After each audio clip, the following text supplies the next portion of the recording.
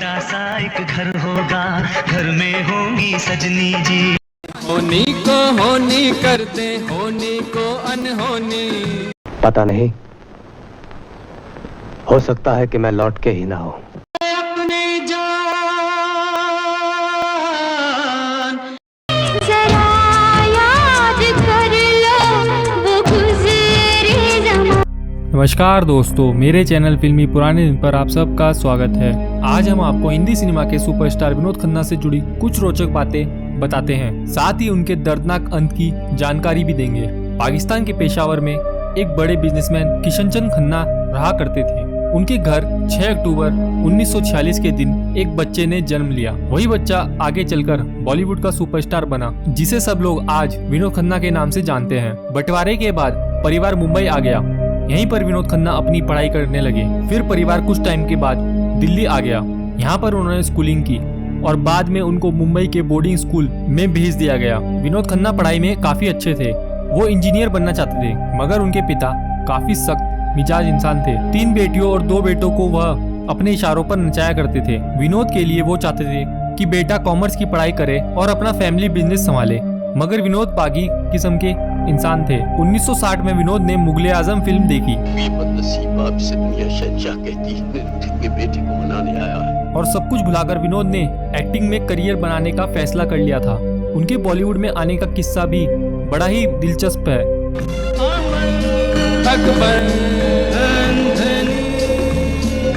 एक बार मुंबई में एक बड़ी पार्टी थी। इसमें सुनील दत्त भी आए थे। वो अपने भाई सोमदत्त के लिए एक फिल्म बना रहे थे। इसमें दूसरे हीरो की जगह खाली थी। विनोद खन्ना काफी हैंडसम हुआ करते थे। सुनील दत्त की नजर जैसे ही विनोद के ऊपर पड़ी, वह उनको देखकर काफी प्रभावित हो गए। सुनील ने फौरन ही विनोद को रोल ऑफर कर दिया, मगर ये बात जैसे तैसे विनोद के पिता तक पहुंच गई। उनके पिता आग बबूला हो गए। उन्होंने साफ कह दिया था कि अगर तुम फिल्मों में गए तो मैं कभी तुम्हारा मुंह नहीं देखूंगा। फिर विनोद ने पिता से कहा कि उनको खुद को साबित करने के लिए बस 2 साल का टाइम चाहिए। अगर वह इसमें सफल नहीं हुए तो वो बिजनेस संभाल लेंगे। इस बात पर पिता राजी हो गए। 1969 में मन का मीत फिल्म आई। फिल्म में उनका काम इतना पसंद किया गया, अगर एक कदम भी किसी ने बढ़ाया तो ये छुरा आरती के गले के पार होगा। आरती कि हफ्ते भर में ही उन्होंने 15 फिल्में साइन कर ली। उनकी सुपरहिट फिल्मों की बात करें तो इनमें मेरा गांव, मेरा देश, चांदनी,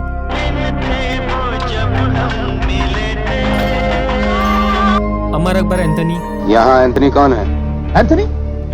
खून पसीना। ठीक है, मैं टाइगर की तलाश में जाऊंगा, लेकिन याद रखना, अगर ये झूठ हुआ तो ये हाथ। राजपूत,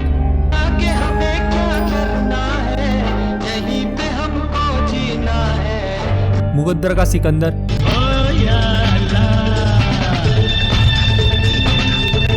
बंटवारा, ये क्या बकवास है, क्या बदतमीजी है? किसी शरीफ आदमी। हेरा फेरी, I love you. अरे ये तावीज़। दबंग। तो चुप नहीं बैठने वाला। तो सुनो, तुम्हारी माँ को तुम्हारी दीवानापन, किरण तेरी कभी नहीं बन सकती, कभी नहीं बन सकती किरण इसकी। और दिलवाले हैं।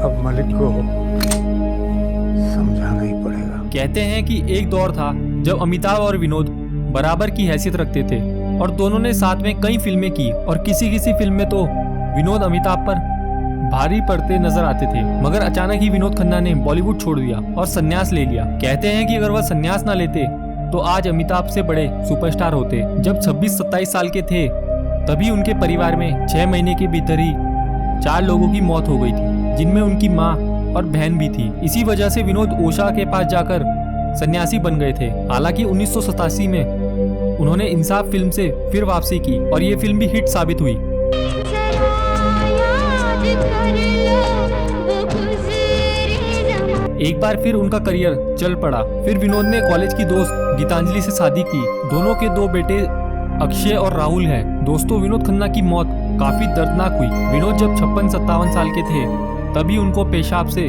जुड़ी काफी दिक्कतें होने लगी। 2 साल बाद जब दर्द ज्यादा बढ़ने लगा तो अभिनेता ने जांच करवाई।